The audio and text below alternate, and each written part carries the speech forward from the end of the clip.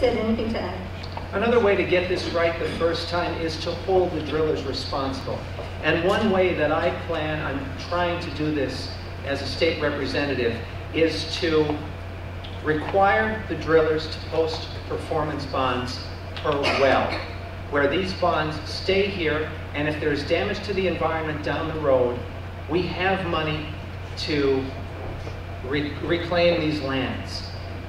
There's trillions of dollars worth of natural gas underneath this portion of Pennsylvania. $1 billion is not a great percentage of that. We must make these drillers post performance bonds, and we also need to cut the red tape.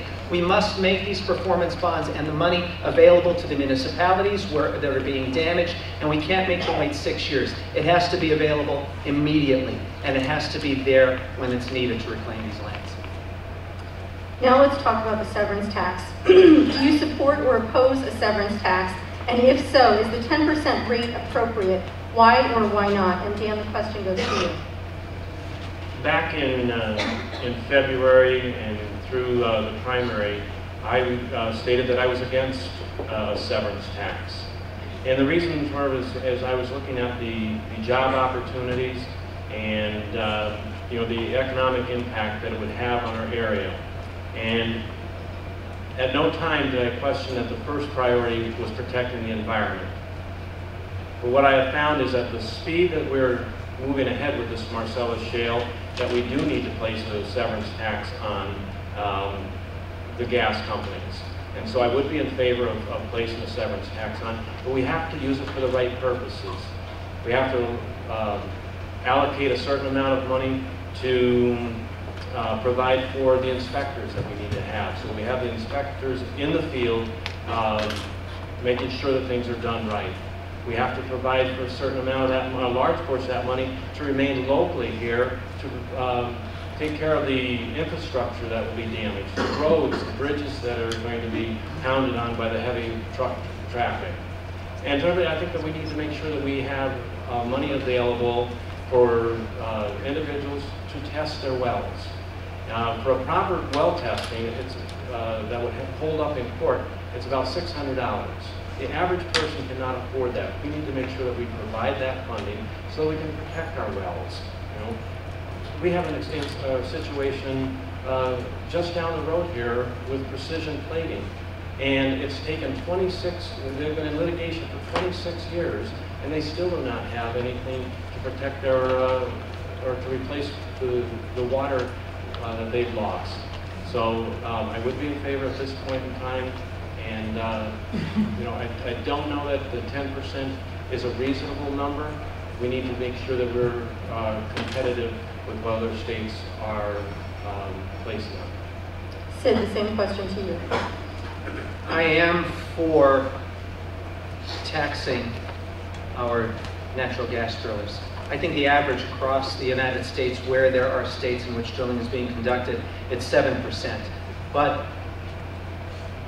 And it's ridiculous when we hear critics of a tax say that if we tax these companies, they're not going to come here. This is the second largest natural gas plate in the world. In the world, they're coming here. They're here already. They're going to keep coming here because it's here. We have something that everybody else needs. They're coming. Then imposing a tax that is less in a well's first few years of production, when it is most productive. And we want to keep the money, the return on that well low when it's most productive. That's when we're going to that's when it's going to have the most benefit to Pennsylvania. Also, we hear so many people, especially from, so many legislators from our southeast corner of the state, our southwest corner of the state, talking about how the money should go to the general fund, should go towards settling our budget crisis. The majority of that has to stay with the communities, within the communities where the drilling is taking place. If any of you, or as any of you know that have been in these areas, there are ruts in the road that go up to your knees. We're worried about the water, that we can't drink the water. People in some of our communities cannot drink the water. And now when the state is ordering drilling companies to put in water lines, they're fighting it.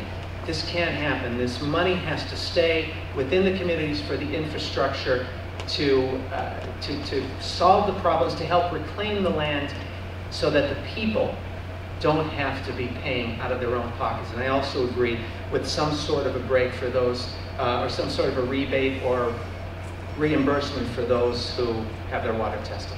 Okay. Dan, anything to add? Just that the House bill that was passed here recently provided for 81% of the money to go to the general fund. I think that's wrong. Only 6% of it was to be returned to the local communities. That's wrong. We need to make sure that we provide more money to the local communities. We talked a little bit tonight about the Department of Environmental Protection, so let's continue on with that theme. And I want to ask you, is the DEP adequately serving Pennsylvanians? We talked about money. Is that the only issue?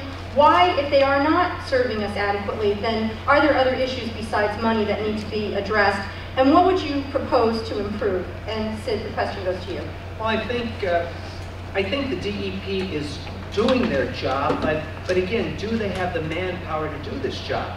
And do they have, as I mentioned earlier, do they have enough departments or enough employees or enough technicians or qualified workers, people that are aware, that are fully trained in what's going on in the state today? I think we need, and it's the duty of the legislature to make sure that our Department of Environmental Protection is financed, has the resources that they need to train the workers, to school the workers so that they know what happens.